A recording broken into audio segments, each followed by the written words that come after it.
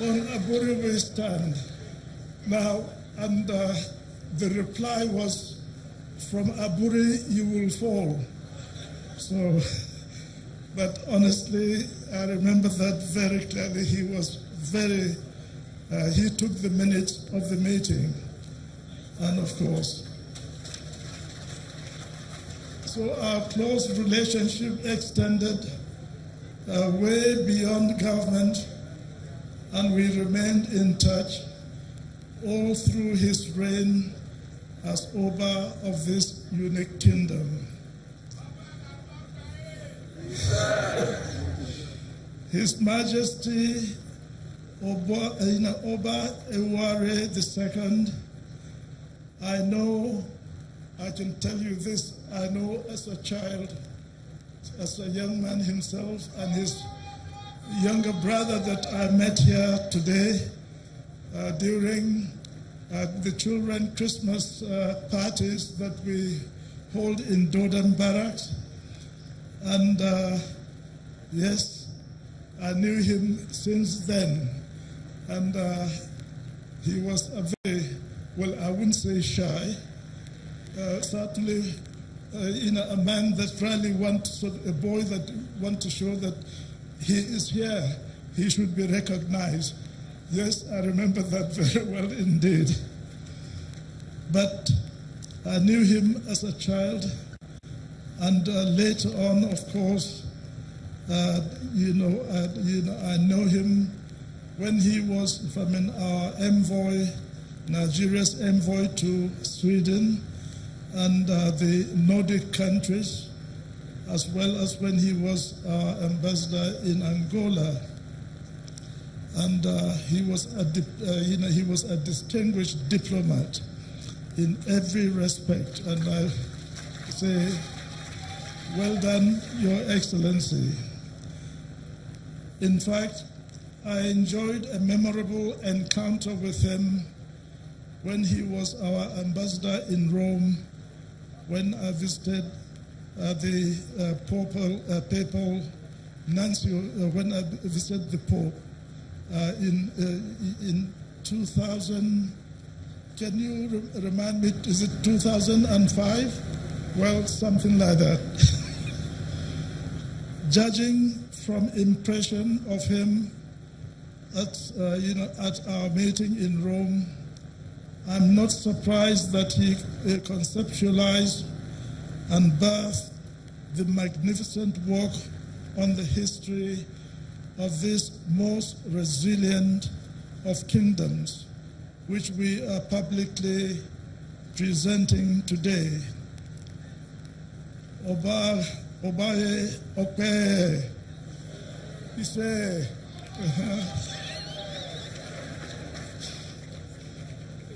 Your Excellencies, Your Eminence, respected royal fathers, distinguished ladies and gentlemen, you will agree with me that my being chairman of today's occasion was divinely decreed. I will leave our distinguished book reviewer, because I cannot do it as well. I will leave our distinguished book reviewer of the day to expertly explicate the outstanding features of the Benin Monarchy, an anthology of Benin history. I'm sure that by the time he is done, we will all agree that what we are unveiling today is a magnum opus that is certain to have a far-reaching resonance and impact. Because one of the tragedies of Africa is the fact that our history or our story has always been told by others from their own perspective and for their own purpose. The result is that much of the narrative about our continent has been but a distorted picture. Against this background, we can better appreciate the import of this seminal effort at telling the story of the Benin Kingdom from a front row seat. And in the words of His Majesty himself, this work is meant to, I quote, to put the history of our kingdom in perspective as we, the most intimately concerned in this epic, can tell it in its truest details. I consider the book an aesthetic masterpiece and a treasure trove of an unequaled insight into the history of the great Benin Kingdom. It is not just a piece of intellectual exertion worthy of high commendation.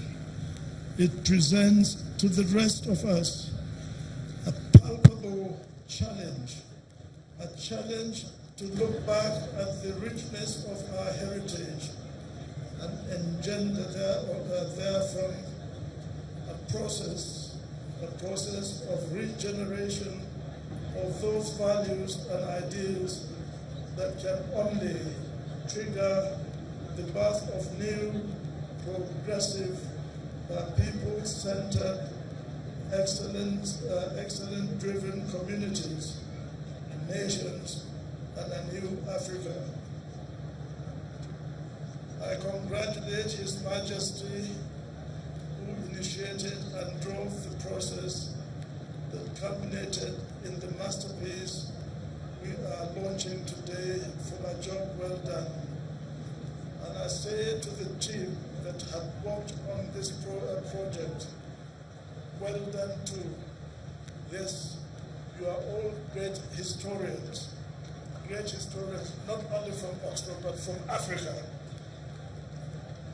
I would like to conclude by commending this book to all peoples across the world, not only those who are here, but all peoples across the world.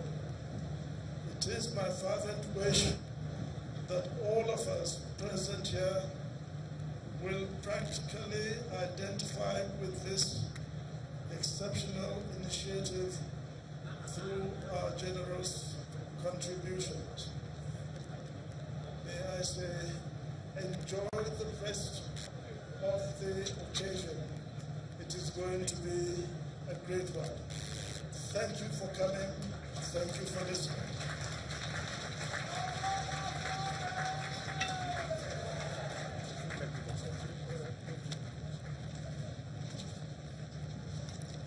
Thank you, sir, former Head of State, General Yakubu Gowon. Before the next item, I'm asked to ask all the cameramen in front of us here, except the cameramen of NTA, Channels Television,